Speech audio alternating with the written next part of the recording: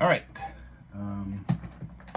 Scott, and this is my cultural artifact. Let's see if I can get it in there a little better.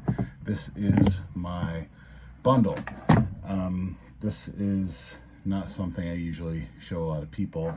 This is part of my family, part of my religion. I follow Lakota Sioux Native traditions. This actually something that was made for me actually by my ex, and I keep it because it's got all my stuff in it, but it's got a lot of like symbolism going on here. So this is a traditional medicine wheel, and in the Lakota tradition each of the colors actually has a meaning. These tracks over here are actually significant. We've got badger and we've got wolf print, and that's representing my mother and also one of my first spirit guides. We have one in every direction. Yeah, I could go more into detail on what everything on there means, but this video is probably going to be too long anyway, so I'll jump into it a little bit. This is something that was given to me by a family. I said my family, biologically, they're not my parents. Anne and Frank are the people who, framing's all off, the people who gave me this, but I mean, spiritually they are my family. Anne-Marie calls me her son. Their children call me their brother, and their children know me as their uncle. Basically, in a nutshell, the Sioux tradition is sort of like a mindful way of integrating what works in your culture and what doesn't work. And so actually I consider myself what Hayes and Erford refer to as bicultural. I take a lot of the Sioux tradition and I carry that, and then if I swing around, you can see very messily I also am pretty westernized as well. There's my messy desk and also my gaming computer with 7 monitors because, you know, why I just never want to hit Alt-Tab, I guess.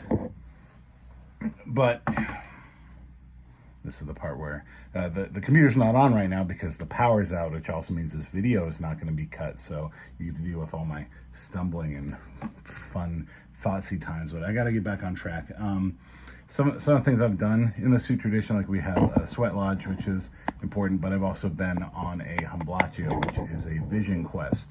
And so even though I claim a lot from both the Sioux culture and from Western American culture, it's the Sioux part I've earned. I put in my sweat for it. There was a kind of a cool study in 2019, bring my notes over so I don't mess it up, by Greenleaf et al. And they were working with returning veterans. So we had returning veterans who were being counseled for PTSD and depression symptoms. So they came back, and this study was looking at a 12-day vision fast, like reintegration program that was modeled after something that's done in different Plains Nation ceremonies, which would include the Lakota.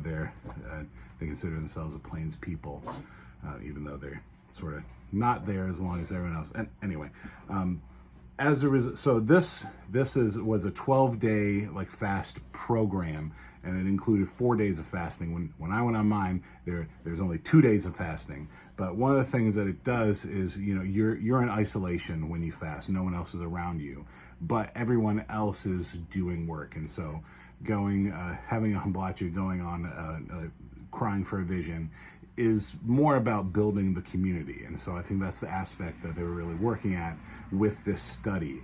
They found at the end of the 12 days, the participants had lower PTSD and depression scores. They also had higher satisfaction of life scores, higher psychological flourishing, and higher current and future well-being scores. And these scores persisted for more than a month after the intervention of the 12-day program. One of the things that they brought up as possible explanations was that basically in modeling after these Plains Nations It's like I said earlier, the Sioux tradition is very much about mindfulness, and it's sort of before the word for mindfulness existed. Everything we do is very mindful, very purposeful. Everything has like reasons and meaning behind it, and so it's something where you really you sit and you think like, why am I doing this? How am I doing this? All that sort of stuff. And so basically you get the same benefits that you'd get from a mindfulness practice. So they said in the study, Greenleaf et al. Said that basically some of those results could be due to the mindfulness practice.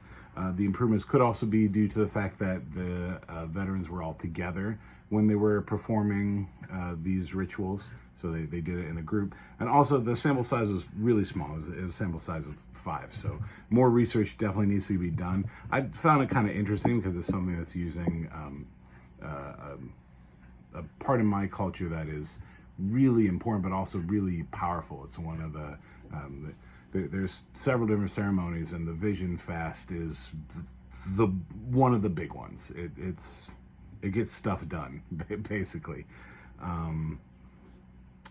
Yeah, so with my bundle, I don't think I would show that to a client unless unless it came up. Like maybe they are Native, maybe we were talking about marginalization, or how colonization has sort of like stripped them down, looking at like social justice things, or if it comes up from a disclosure, maybe in like a getting to know each other a little better so we can understand and trust each other sort of thing. I might hang like a shield up, which is basically just a stretched piece of leather with like the paintings and stuff on it. That it's sort of like a business card, but I don't have one, so I probably wouldn't have that. I definitely would not have my bundle out. It's not something, I have it in my house, it's put away. I got it out just for this. It's not something we really go around and show people unless we're talking about it. It's a really quick way, it's a good tool, and the things I have inside that bundle also help explain who I am and how I am and how I've come to be this way. And I think especially with counseling, it's something that's so personal, and it's something that you really have to know yourself and understand yourself, and who you are comes through as a counselor. I would not be I don't think suitable for a helping profession, or even to be a teacher, if I had not had the years that I've spent in the Sioux tradition since I was 16. Anyway, that is very long and rambly, so I'm stopping it now.